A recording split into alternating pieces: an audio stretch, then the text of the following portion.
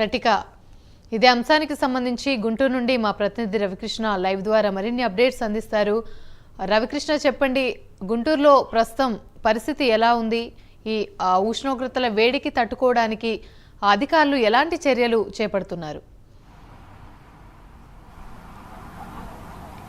అంటే యామ్ని ఏదైతే ఈ ఎండాకాలం బిగినైందో ఎండాకాలం బిగినైన దగ్గర నుంచి కూడా పెద్ద ఎత్తున ఈ వేడిగాళ్ళు ఉక్కపోతూ మాత్రం తీవ్ర ఇబ్బందులు పడుతున్న పరిస్థితి కనపడుతుంది. ముఖ్యంగా గుంటూరు జిల్లా అనగానే ప్రధానంగా గుర్తొచ్చేది పల్నాడు ప్రాంతం. పల్నాడు ప్రాంతాన్ని కనుక అబ్జర్వ్ చేసినట్టయితే మాత్రం తీవ్రమైనటువంటి ఉష్ణోగ్రత అక్కడ నమోదవుతూ ఉంటుంది. రెంటచింతల అనేటువంటి ఏరియా ఏదైతే ఉందో ఆ రెంటచింతల ఏరియాలో మాత్రం పూర్తిగా కూడా హైయెస్ట్ డిగ్రీ సెంటిగ్రేడ్ కూడా నమోదైన పరిస్థితి 45 డిగ్రీల సెంటిగ్రేడ్ గతంలో అక్కడే నమోదైన పరిస్థితి అయితే ఉంది.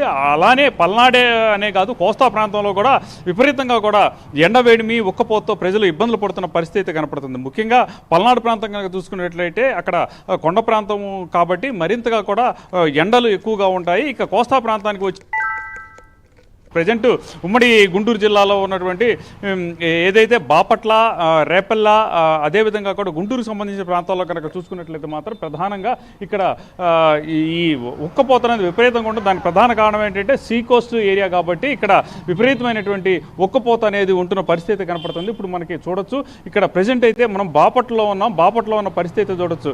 ఎప్పుడు కూడా ఇది ఓడరోకి వెళ్ళే దారి ఎప్పుడు పూర్తిగా కూడా రష్గా ఉంటుంది. ఎప్పుడు వాహనాలు తిరుగుతున్న పరిస్థితి ఉంటుంది. పెద్ద ఎత్తున కూడా ఇక్కడ ట్రాఫిక్ ఉండేటువంటి పరిస్థితి ఉంటుంది. కానీ అటువంటిది ఏమీ లేకుండా కూడా ఇప్పటికి ఈ ఎండవేడిని తట్టుకోలేక ప్రజలైతే ఇబ్బందులు పడుతున్న పరిస్థితి ఉంది. ఇంట్లోంచి బయటికి రావడానికి కూడా వాళ్ళు భయపడుతున్నారు. ఇప్పటికే అక్కడ మనం అబ్జర్వ్ చేసినట్టయితే మాత్రం ఏదైతే ఎండవేడిమి విపరీతంగా పొద్దున్న నుంచి కూడా స్టార్ట్ అవుతుంది. ముఖ్యంగా కూడా మధ్యాహ్నమే కాదు, రావడమే సూర్యోదయం అయినటువంటి ఒక గంట అంటే 7-8 దగ్గర నుంచి కూడా ఈ ఎండవేడిమి అనేది విపరీతంగా కూడా ఉంటున్న పరిస్థితి కనపడుతుంది. దాంతో 10 గంటల్లోపే ఎవరైనా సరే తమ పనులు తాము చేసుకోవాల్సిన పరిస్థితి ఏర్పడుతుంది. లేకపోతే మాత్రం ఆఫ్టర్ 5 తిరిగి తమ కార్యకలాపాలు చేసుకునే పరిస్థితి అయితే ఉంది. మధ్యలో కనుక వెళ్ళినట్టయితే మాత్రం ఈ ఎండవేడిమికి ఉక్కపోత దానికి దూరం ప్రత్యేకంగా కూడా ఈ కోస్తా ప్రాంతం అనేటప్పటికీ ఉక్కపోతతో పాటు చెమట విపరీతంగా పడుతున్నటువంటి స్వెట్ విపరీతంగా పడుతున్నటువంటి పరిస్థితి ఉంటుంది. ఈ నేపథ్యంలోనే పూర్తిగా కూడా ఇక్కడ ఈ వేడిగాళ్ళకి తట్టుకోలేనటువంటి పరిస్థితుల్లో మాత్రం ప్రజలు ఉన్నారు. దానికి సంబంధించి ముఖ్యంగా ఇక్కడ మనం ఇక్కడ చూడొచ్చు, షాప్స్ చాలా వరకు కూడా క్లోజ్ చేసిన పరిస్థితి ఉంది. అంటే మధ్యాహ్నం పూట ఎండవేడిని తట్టుకోలేక షాప్స్కి సంబంధించినటువంటి యజమానులు ఎవరైతే ఉన్నారో వాళ్ళందరూ కూడా షాప్ని క్లోజ్ చేసి వెళ్తున్నారు. అంటే నిర్మానుష్యంగా ఉండడానికి ప్రధాన కారణం ఏంటంటే షాప్స్ లేకపోవడం ఒకటి, ప్రజలు రాకపోవటం. ప్రజలు కొనుగోలు ఏదైనా వస్తువు తీసుకోవడానికి కూడా రానటువంటి పరిస్థితుల నేపథ్యంలో షాప్స్ కూడా క్లోజ్ చేసుకొని వెళ్తున్న పరిస్థితి అయితే ఉంది. ఎప్పటికప్పుడు కూడా ఇక్కడ వేడికి సంబంధించి ఎండవేడికి సంబంధించినటువంటి చర్యలు తీసుకోవాల్సినటువంటి ఆవశ్యకత ఉన్నప్పటికీ కూడా ఇక్కడ ఎవరైతే సంబంధిత అధికారులు ఉన్నారో వాళ్ళుగా కూడా పెద్దగా పట్టించుకునే పరిస్థితి అయితే కనపడుతూ ఉంది. ముఖ్యంగా ఇక్కడ ఎండవేడిమి ఎక్కువగా ఉన్నటువంటి పరిస్థితుల్లో ప్రజలకు ముందు అప్రమత్తం చేయాల్సిన పరిస్థితి ఉంటుంది. అదేవిధంగా కూడా వాళ్ళకి సంబంధించి ఒకవేళ వాళ్ళకి నీరసం కనుక వచ్చినట్లయితే అదేవిధంగా కనుక సేద తీరేందుకు వాళ్ళకి ఈ ఏదైతే వాటర్ లాంటివి అందించాల్సిన పరిస్థితి ఉంటుంది, అది కూడా లేదు.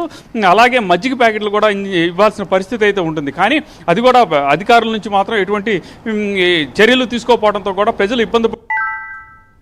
ఎవరైతే ఎండవేడికి తప్పనిసరి పరిస్థితుల్లో బయటకు వస్తున్నారో వాళ్ళు మాత్రం అక్కడ ఎండవేడి నుంచి సేద తీరేందుకు పుచ్చకాయ ముక్కలు కానీ అదేవిధంగా కూడా కూల్ డ్రింక్స్, కొబ్బరి నీళ్ళు తీసుకుంటున్న పరిస్థితి అయితే కనపడుతూ ఉంది. ఎప్పటికప్పుడు కూడా ఈరోజు మనం చూసుకున్నట్లయితే ఇవాళ ఇక్కడ 38 డిగ్రీల సెంటిగ్రేడ్ ఉష్ణోగ్రత నమోదైంది. యాక్చువల్గా ఇక్కడ గరిష్టంగా 40 డిగ్రీల సెంటిగ్రేడ్ ఉష్ణోగ్రత నమోదవుతుంది.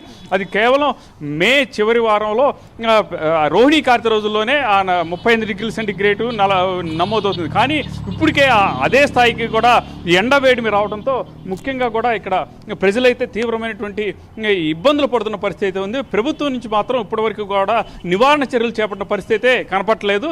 ముఖ్యంగా ఇక్కడ మనం ఈ ఎండవేడికి మాత్రం ముఖ్యంగా ఈ పిల్లలు పెద్దలు ఎవరైతే ఉన్నారో ఇబ్బంది పడుతున్న పరిస్థితి, మహిళలు ఇబ్బంది పడుతున్న పరిస్థితి అయితే ఉంది. వాళ్ళకి తగిన చర్యలు తీసుకునే విధంగా కూడా ప్రభుత్వ ఆసుపత్రులు సిద్ధం చేయాల్సినటువంటి పరిస్థితి ఉంది. ముఖ్యంగా ఎవరైతే ఈ సన్ స్ట్రోక్ గురవుతారో, సన్ స్ట్రోక్ గురైనటువంటి వాళ్ళకి ఫ్లూయిడ్స్ ఎక్కించాల్సిన పరిస్థితి ఉంటుంది. ఆ ఫ్లూయిడ్స్కి సంబంధించినటువంటి స్టాక్స్ అనేవి కూడా ఈ హాస్పిటల్స్లో, ప్రభుత్వ హాస్పిటల్స్ ఏవైతే ఉన్నాయో వాటిల్లో నిల్వ చేయాల్సిన పరిస్థితి అయితే ఉంటుంది. కానీ వాటికి సంబంధించి కూడా స్టాక్స్ ఉన్నట్లుగా కూడా లేకపోవడంతో కొంత ఇబ్బంది పడుతున్న పరిస్థితి అయితే కనపడుతూ ఉంది. ఈ ఎండలు మరింత తీవ్రతరం అయ్యేటప్పటికి ఇంకా ఇబ్బంది పడేటువంటి పరిస్థితులు ఉంటే దీని మీద ప్రభుత్వ అధికారులు చర్యలు తీసుకోవాలని చెప్పి ప్రజలైతే కోరుకున్న పరిస్థితి అయితే ఉంటుంది. ఆమెని రైట్, థ్యాంక్ యూ రవికృష్ణ.